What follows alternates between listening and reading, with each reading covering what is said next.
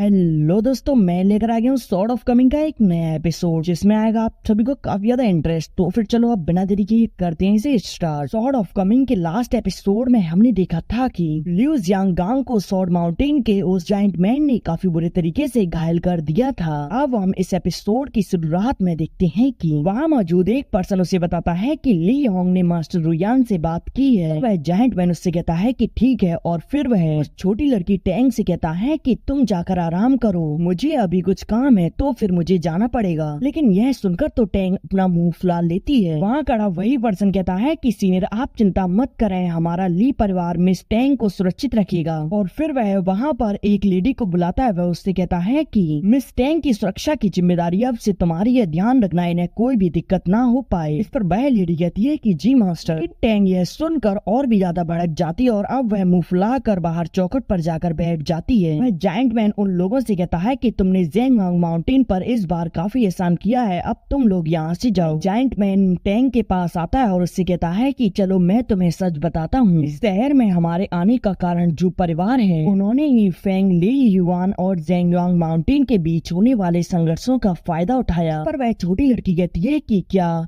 एक sword scripture के लिए यह सब करना जरूरी है? पर वह जाइंट मैन कहता है कि सॉर्ड स्क्रिप्चर की इनर इनहेरिटेंस पद्धति एक्सट्रीम स्पेशल है। जब पीढ़ी दर पीढ़ी कोई भी असाधारण प्रतिभा वाला डिसेंडेंट प्रकट नहीं होता तो फिर स्क्रिप्चर की महत्वपूर्णता को तुम इस बात से पहचान लो कि और स्क्रिप्चर एक सॉर्ड्समैन के जीवन की सबसे महत्वपूर्ण चीज होती है। अगर किसी में से एक को सॉर्ड स्क्रिप्चर मिल गया तो फिर एक दूसरे पर डोमिनेट करेगा और वह व्यक्ति काफी ज्यादा पावरफुल बन जाएगा। पर टैंग कहती है कि तो फिर आपने पूरी तरह से उसे खत्म क्यों नहीं किया? यदि उसे किसी ने बचा लिया तो फिर? इस पर वह जाइंट मैन कहता है कि यदि मैंने उसे मार दिया होता तो फिर यहाँ का सेंट मुझे यहाँ से बाहर निकाल देता। तुम बस यहीं रहकर मेरी प्रतीक्षा करना। यदि तुम्हें यहाँ बोरिंग लगे तो फिर तुम सोचना कि इस बार हम माउंटेन पर क्या उगाएं। सुनकर वह छोटी लड़की खुश हो जाती है। वह कहती है कि आप मुझसे प्रॉमिस करो कि आप जरूर मेरे मनचाही चीज उस माउंटेन पर उगाओगे। इस पर वह जाइंट मैन उससे कहता है कि हाँ मैं प्रॉमिस करता हूँ। इधर हम लियू जियांगांग को देखते हैं जहाँ एक डॉक्टर उसके घाव को साफ करके कहता है कि मास्टर रुयान घाव काफी गहरे हैं, इन्हें ठीक कर पाना काफी मुश्किल है। यह सुनकर गुस्से में मास्टर रुयान की बेटी उस डॉक्टर को डांटने लगती है। वह कहती है कि तुमने क्या कहा? मास्टर रुयान अपनी बेटी को डांटते हुए कहते हैं कि असभ्य मत बनो, उसे छोड़ दो। जुआन कहता है कि डॉक्टर आप एक और बार प्रयास कर देखें। डॉक्टर कहता है कि अब इन्हें बचाने के लिए मेरे पास कोई भी इलाज नहीं है। जुआन कहता है कि प्लीज डॉक्टर आप एक और बार कोशिश करें। और फिर वह गुस्से में वहाँ से जाते हुए कहता है कि कोई भी गॉड मुझे न्याय देने के लिए यहाँ नहीं आएगा, मुझे उसे स्वयं ही लेना होगा। मास्टर रुयान की बेटी यह देखकर घबरा जाती है। वह उसके पीछे जाने लगती है, लेकिन तभी मास्टर रुयान उससे कहते हैं कि जुई रुक जाओ, उसके पीछे मत जाओ वरना वह तुम्हारी वजह से खतरे में पड़ जाएगा। लेकिन वह उनकी बात नहीं सुनती और अब वह जुआन के पीछे आ जाती है। वह जुआन को आवाज लगाकर रोकती और फिर वह उसे अपना नाम बताती है। वह कहती है कि मेरे पिता ने ही उसे अपना डिसाइपल बनाया था। जुआन कहता है कि मैं तुम्हारे पिता को दोष नहीं दे रहा, लेकिन मुझे गुस्सा आ रहा है कि लियू जियांग जब ऐसा कर रहा था तो फिर उसे किसी ने नहीं रोका। वांग जुई उससे कहती है कि जुआन तुम ज़ेंगवांग माउंटेन से बदला लेने के लिए उतने उतावले मत बनो, मिस्टर क्यूआई जरूरी इसके लिए उन्हें दंड देंगे। इस पर जुआन कहता है कि वैसे भी उसे सजा के रूप में ज्यादा से ज्यादा क्या सजा मिल सकती है, बस उसे शहर से निष्कासित कर दिया जाएगा। और वैसे भी मैं इतना बेवकूफ नहीं हूँ कि मैं सीधे जाकर उन गॉड से भिड़ जाऊं। और अब यह कहते हुए वह वहाँ से चला जाता है। इधर हम निंग याओ को देखते हैं जो कि उसी पुल पर जुआन का इंतजार कर रही होती है। तभी जुआन वहाँ आ जाता है। वह उसे देखकर कहती है कि आखिरकार तुम वापस आ गए। और अब वह उसे उसके पैसे वापस देती हुए कहती है कि इन्हें अपने पास रखो, यह पैसे मुझे काम करने के दिए थे लेकिन मैं उसमें असफल रही। मुझे खेद है कि मैं लियू जियांगांग को नहीं बचा पाई, लेकिन तुम चिंता मत करो, मैं उस जाइंट मैन से तुम्हें बदला लेने में तुम्हारी मदद जरूर करूंगी। जुआन कहता है कि तू फिर ठीक है, तुम मुझे बस आधा दिन दो, मैं इतनी समय में तुम्हें छोड़कर उन 3 लोगों से और बातें कर सकता हूँ जो कि मेरी मदद कर सकती हैं। निंग याओ पूछती है कि मास्टर क्यूआई जुआन चेंग को छोड़कर आखिरकार वो 2 लोग कौन हैं? इस पर जुआन कहता है कि अभी तुम उनके बारे में मत पूछो और यह कहकर वह वहाँ से जाने लगता है। लेकिन तभी निंग याओ उसे एक डैगर देते हुए कहती है कि यह मेरी तरफ से तुम्हारे लिए है, मैं इसे कुछ समय के लिए तुम्हें उधार दे रही हूँ। वह जुआन उसे अपने पास रख लेता है। वह सोचता है कि लियू जियांग तुम चिंता मत करो, मैं तुम्हारा बदला जरूर लूंगा। और अब थोड़ी देर बाद जॉन सॉन्ग जिन की सर्वेंट के घर आ जाता है। वांग ज्वान को देखकर कहती है कि मेरे यंग मास्टर यहाँ नहीं हैं। ज्वान कहता है कि मैं तुम्ही से मदद मांगने के लिए यहाँ आया हूँ। इस पर वांग कहती है कि मैं तो एक छोटी सी नौकरानी हूँ, तो फिर मैं तुम्हारा क्या काम कर सकती हूँ। इस पर ज्वान कहता है कि लिu जियांग को उस जायंट मैन ने काफी बुरे तरीके से घायल कर दिया है। यह सुनकर वांग कहती है कि मैं इसमें तुम्हारी क्या मदद कर सकती हूँ। यह सुनकर ज्वान कहता है कि वांग क्या तुम भूल गई उस बर्फीले दिन को मैंने तुम्हें उस समय अपने दरवाजे पर देखा था। मुझे पता है कि तुम हम लोगों से अलग हो, तुम चाहो तो मेरी मदद कर सकती हो। वैसे भी मैंने टिड्डी के पेड़ के पत्ते से जॉन की सांसें कुछ समय के लिए स्थिर कर दी हैं, लेकिन वांग तो इसके लिए बिल्कुल पूरी तरह से मना कर देती है। पर जॉन कहता है कि इससे कोई फर्क नहीं पड़ता कि तुम क्या सोच रही हो। यदि तुम मेरी मदद करने के बदले कुछ चाहती हो तो फिर तुम मुझे बता सकती हो। लेकिन इस पर वांग कुछ भी नहीं कहती और अब वह अपने घर के अंदर चली जाती है। यह सुनकर जॉन वहाँ से वापस चला जाता है। इधर वांग अपने घर के अंदर कहती है कि उस ली जियांगांग का तो मर जाना ही बेहतर है। वैसे भी तुम कमजोर लोगों की मदद करने का मेरा कोई भी इरादा नहीं है। इधर हम ज्वान को देखते हैं जो कि मास्टर वाई जिंग चुआन से मिलने आया होता है। वह वहाँ पर नहीं होते, वहाँ पर उनका बस एक ओल्ड मैन होता है। ज्वान से कहता है कि मास्टर कल आउटसाइडर गेस्ट के साथ बैठक के बाद माउंटेन के डीप में गए हैं, शायद उन्हें लौटने में कम से कम 3 दिन लगेंगे। यह सुनकर ज्वान वहाँ से वापस लौट जाता है। अब वह सॉन्ग जिंग के अंकल के पास आता है। वह कहता है कि अंकल सॉन्ग, मैं जानता हूँ आप काफी ज्यादा पावरफुल हैं, आप ही लिu जियांग को बचा सकती हैं और उसे न्याय दिला सकती हैं। मैं आपको इसके बदले सिक्कों से भरी 2 पोटली देने को तैयार हूँ। इस पर अंकल सॉन्ग कहते हैं कि मैं बेशक ताकतवर हूँ, लेकिन मैं तुम्हारे लिए यहाँ के रूल्स को क्यों ब्रेक करूँगा। और एक बार के लिए मान लो मैंने ऐसा किया और यह बात पूरे डोंग बाओ पिंग लाओ में फैल गई, तो फिर मेरे डायली डायनेस्टी का तो मजाक बनकर रह जाएगा। इस पर ज्वान कहता है कि ठीक है, यदि अंकल सॉन्ग आप पैसों के बदले मदद करना नहीं चाहते तो फिर आप अपनी कुछ शर्तें रख सकती हैं और उनके बदले आपको मेरी मदद करनी होगी। अंकल सॉन्ग कहते हैं कि ज्वान, मैं तुम्हारे लिए चीजों को कठिन बनाना नहीं चाहता।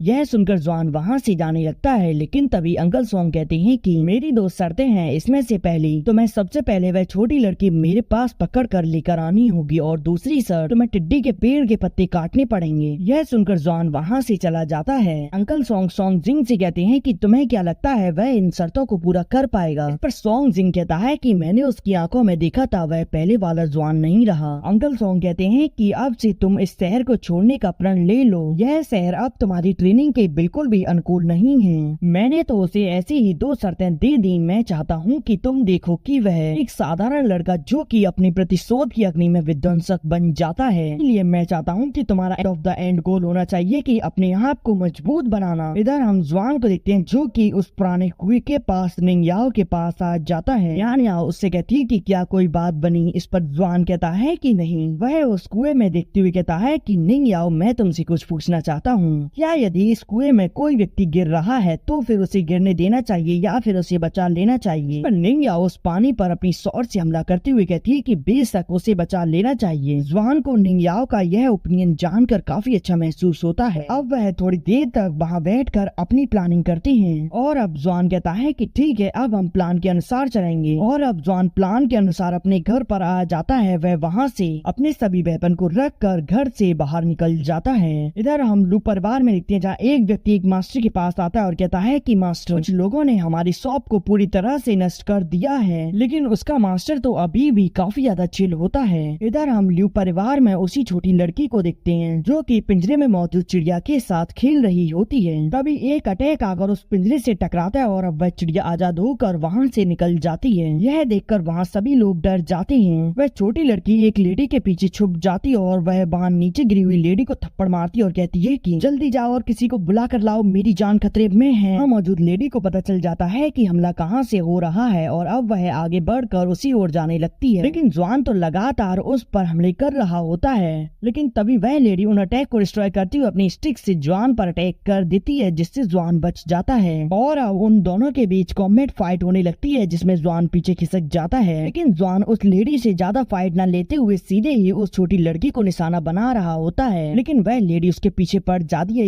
देख देखकर जवान उसे चकमा देकर उस पर हमला करके उसे पीछे कर देता है, परंतु वह लेडी हार नहीं मानती और जवान पर हमला कर देती है, जिससे कि वहाँ एक ब्लास्ट होता है। जवान तो उसके उन हमलों से बचकर ऊपर आकर उसी पर हमला कर देता है, लेकिन तभी वह लेडी जवान पर एक पावरफुल अटैक कर देती है, लेकिन उस बार उसके हाथ में दर्द होने लगता है। यह देखकर वह अचंभित होती है। तभी जवान अपनी ग्लोर से उस छोटी लड़की की ओर अटैक कर देता है, जिसे वह लेडी पकड़ लेती है, लेकिन इसी चक्कर में जवान तुरंत ही उस पर हमला कर देता है, जिसे वह डॉस तो कर लेती है, लेकिन वह नीचे बने उस नुकीले लैंप पर गिरने वाली होती है, परंतु जवान उसे पकड़कर उसकी जान बचा लेता है। यह देखकर वह लेडी अचंभित होती है और अब वह उससे दूर हटकर उस छोटी लड़की के पास आ जाती है। तभी वहाँ 3 लोग और आ जाते हैं और अब वह अटैक करने के लिए तैयार होता है। वह छोटी लड़की जवान को देखकर काफी ज्यादा डरी हुई होती है और इसी के साथ यह एपिसोड यहीं एंड हो जाता है।